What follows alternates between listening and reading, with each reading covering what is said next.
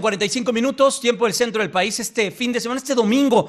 Qué gusto que esté con nosotros y ya está terminando las vacaciones, ya le está sacando los últimos segundos a su domingo o está comenzando para que el regreso a su hogar pues sea mucho más placentero, disfrutado, relájese, no vaya a manejar cansado. Recuerde que Capufe también nos indica que no comamos antes de manejar porque eso nos causa pereza, nos causa igual y tener malos reflejos, así que hay que seguir las indicaciones, hay que respetar las señales de tránsito, no hay que distraernos con el celular. Todo eso tenemos que hacer en este regreso a nuestra casa, a nuestro punto de origen, las vacaciones. Yo no me voy a cansar de decirlo que las vacaciones terminan donde comenzaron, en casa, en la planeación, con la familia, con los amigos. Ahí es donde terminan las vacaciones. Oigan, vamos a hablar de un tema bien serio y un tema que hoy está tomando mayor relevancia.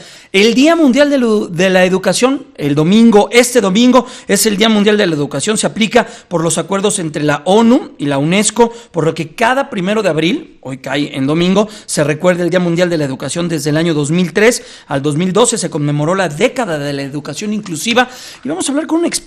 Está aquí en el estudio, lo cual me da mucho gusto, en vacaciones, en el estudio, muy tempranito. Lorenzo Gómez Morín, él es exsubsecretario de Educación Básica de la SEP, investigador de la Facultad Latinoamericana de Ciencias Sociales, la sede en México, la Flaxo. ¿Cómo estás? Mucho Hola, gusto. Jaime, buenos días. ¿Cómo estás? No te veía a tiempo, ¿eh? Hacía rato que no nos veíamos, Jaime. ¿Cómo estás? Los temas educativos siempre son apasionantes, Lorenzo. Así es. Es uno de los temas centrales de la vida de un país. Del desarrollo humano, ¿no? Sí, claro, por supuesto, es el motor de desarrollo humano más importante. Saber comprender, ¿no, Lorenzo? Luego vemos estos, y por eso te queremos platicar contigo.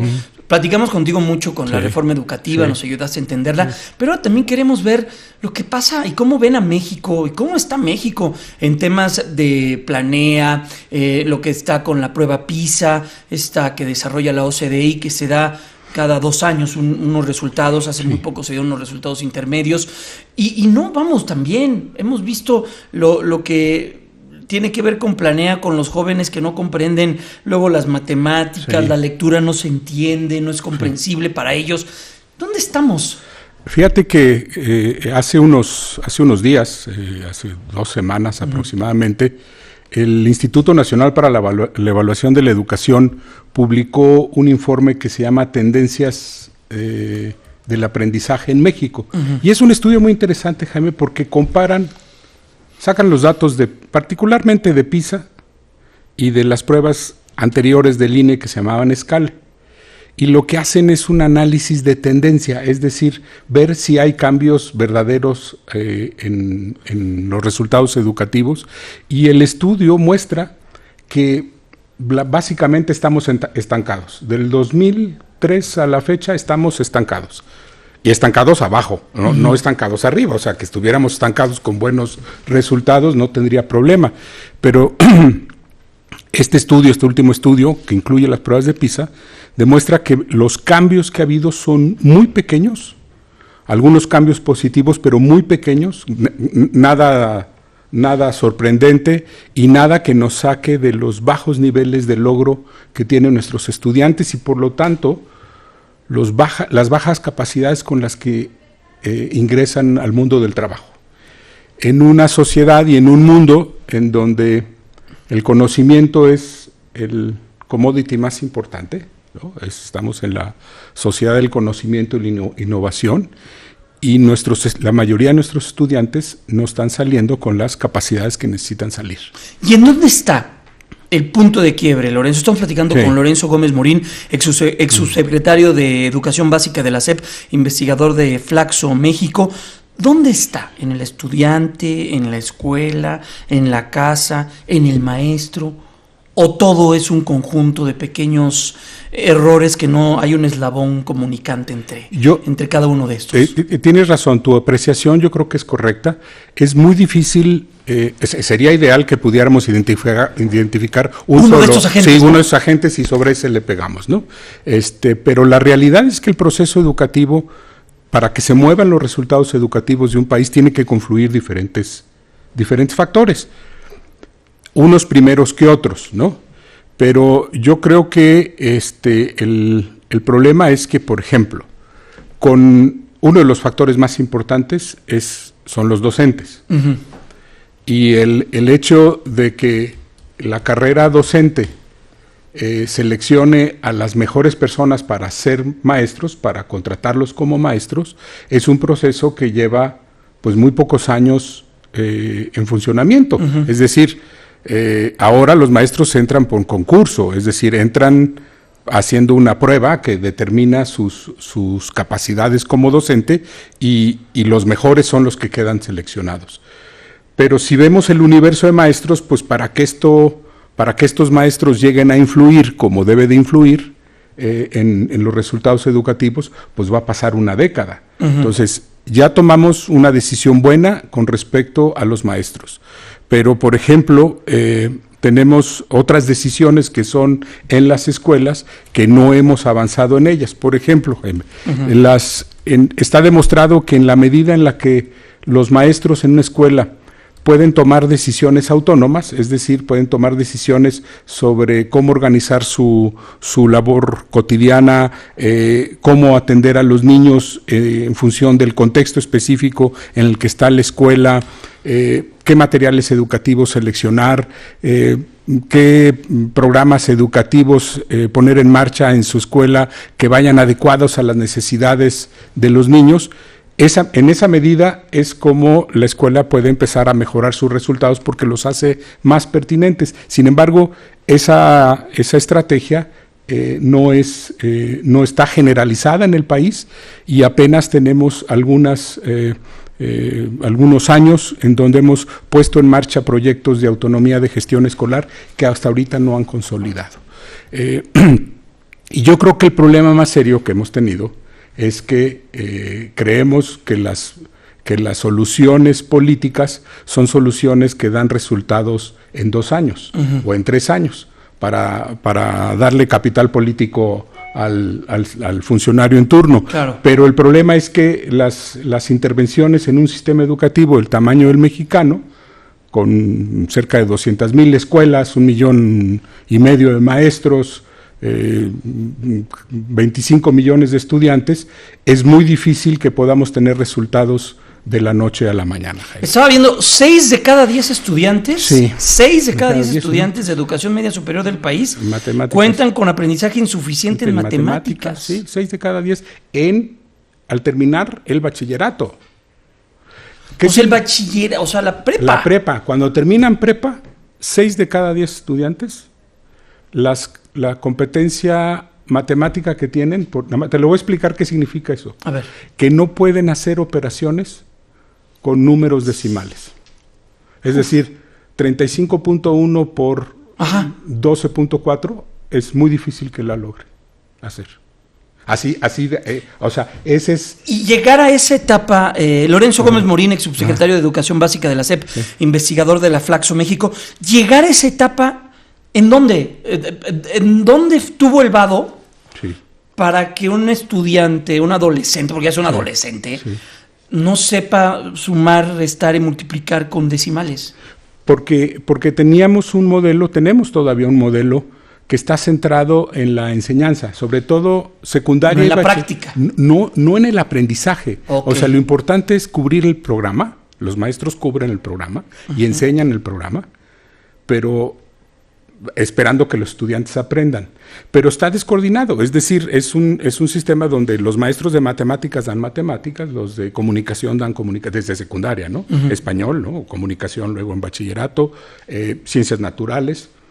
Pero es muy raro encontrar que en este sistema los maestros de un mismo grupo se junten para hablar del aprendizaje de los jóvenes y cómo impulsar el aprendizaje y ver qué trae el de matemáticas con lo que trae de comunicación y el de ciencias y organizar la jornada de los jóvenes alrededor de los jóvenes, del aprendizaje de los jóvenes, no de cubrir un programa que les manda la Secretaría de Educación Pública. Ese es uno de los grandes problemas que tenemos, es el tercer factor importantísimo, cómo se gestiona el aprendizaje en el aula.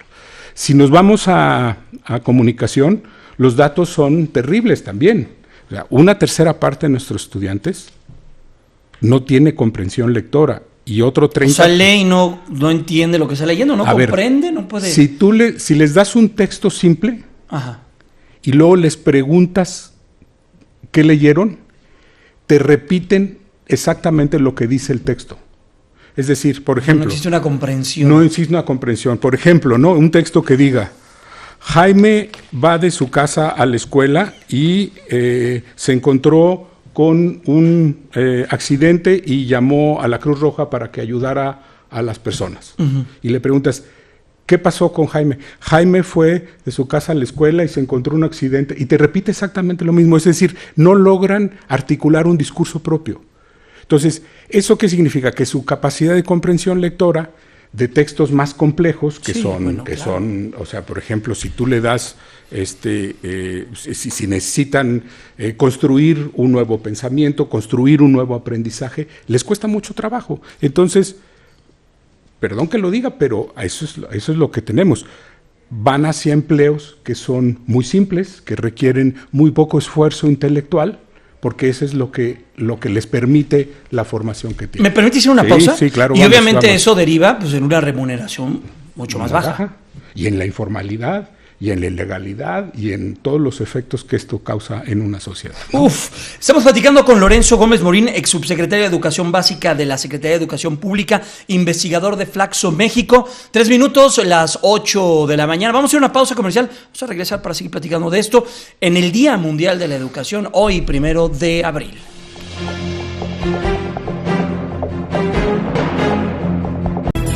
Fórmula Noticias, fin de semana con Jaime Núñez.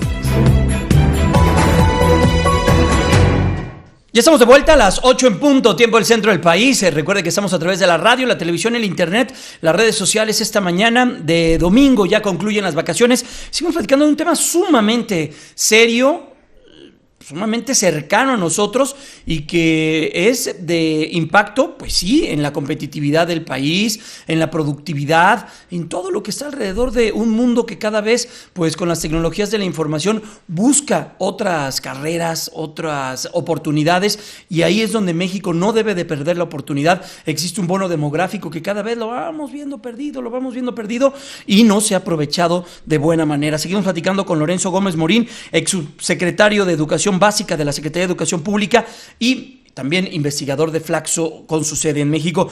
Lorenzo, ¿a qué aspira un país con estos índices de educación? Fíjate que, cuando los estudiantes no salen con los niveles de aprendizaje suficientes, o son los esperados, los que el diseño del currículum programa, y cuando terminan su educación obligatoria, es decir, la educación obligatoria concluye a los 17, 18 años, uh-huh. Es decir, es cuando se convierten en ciudadanos. Jaime, imagínate un grupo muy grande de jóvenes que terminan, aquellos que terminan con niveles de comprensión lectora muy, muy bajos. Uh-huh. ¿Qué capacidad tienen de participar activamente en su democracia a través de procesos reflexivos en donde puedan contrastar ideas, contrastar opiniones, formular una idea propia, entender y adherirse a un proyecto político cuando sus niveles de comprensión lectora son muy bajos? O sea, se convierten en caldo de cultivo. Son la población perfecta para la demagogia, para las prebendas, para el corporativismo, y con muy pocas probabilidades de que puedan construir una vida productiva, porque sus capacidades son limitadas, no son las esperadas en términos de lo que el programa educativo o el sistema educativo esperaba de ellos, ¿no? Una reforma educativa con las características que se dio hace algunos años y que hoy ya está pues dando y viendo su implementación. ¿En cuánto tiempo da resultados? Mira, ningún país, bueno, te puedo poner ejemplos. Ha pasado Corea, han pasado muchos países, ¿no? 30 años para Corea. 30 años para Corea, 20 y tantos años para Finlandia. Es decir, que son los grandes modelos, ¿no? Que son modelos de éxito. Uh-huh. Evidentemente las condiciones de México son muy diferentes a las de Finlandia o a las de Corea, pero lo único que estoy diciendo es que no es que hay que importar la reforma finlandesa o coreana, sino que en educación y particularmente en uno de los 10 sistemas educativos más grandes del mundo, una reforma educativa tiene que verse con visión de largo plazo. Y debería de ser un asunto que se sacara de la política, del discurso de la política. Pero hoy lo vemos, ¿no? Lorenzo pues sí, Gómez exacto. Morín, tú fuiste subsecretario Sí. de Educación Básica en la Secretaría de Educación Pública. Hoy vemos como una bandera política. Uno de los abanderados, Andrés Manuel López Obrador, dice que de llegar a la presidencia él revertiría la reforma educativa. Mira, bueno, evidentemente he escuchado esa expresión del candidato en diversas ocasiones. Y vi cuando se le cuestionó y dijo, pues esa es una reforma constitucional y para cambiar la Constitución pues se requiere al constituyente, y el constituyente es el Congreso Federal y los congresos de los estados. Entonces no veo cómo desde la silla presidencial alguien pudiera con un plumazo echar para atrás esta o cualquier otra reforma, ¿no? Pero mi preocupación es que no es decir, vamos a hacer los ajustes que se necesiten hacer, que esos son naturales. Todo es perfectible. Porque todo es perfectible y porque conforme va avanzando un proceso, pues uno va identificando en dónde están los atorones y bueno, diseña cosas nuevas para salir adelante, ¿no? El contexto internacional está cambiando, la tecnología de información y comunicación se revoluciona, entonces hay que adecuar muchas cosas constantemente.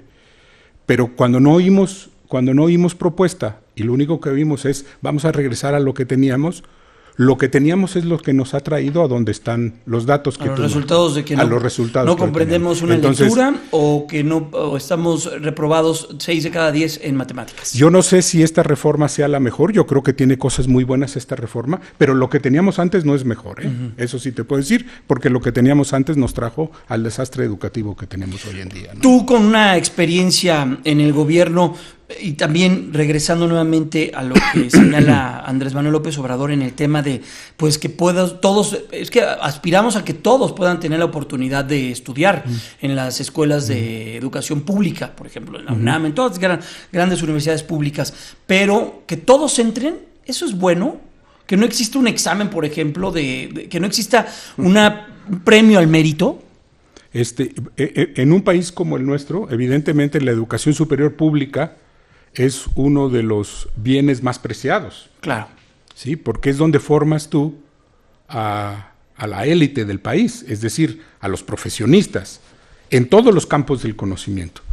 En la medida en la que un país satisface la educación de todos a nivel de educación obligatoria hasta el bachillerato, si pudiéramos cubrir esa meta, la siguiente meta sería abrirle, yo no sé si a licenciaturas, pero sí a formación posterior al bachillerato. O sea, sí está bien aspirar a que todos tengan esa posibilidad. Es que todos pensamos a veces que la educación superior solamente son licenciaturas, ¿no? Ser abogado, ser médico, muchas carreras, ¿no? Pero ahora estamos entrando en nuevos campos del conocimiento en donde los profesionistas técnicos en tecnología. Y ahorita tú y yo estamos platicando de carreras que quizá en 5 o menos años comenzarán a existir.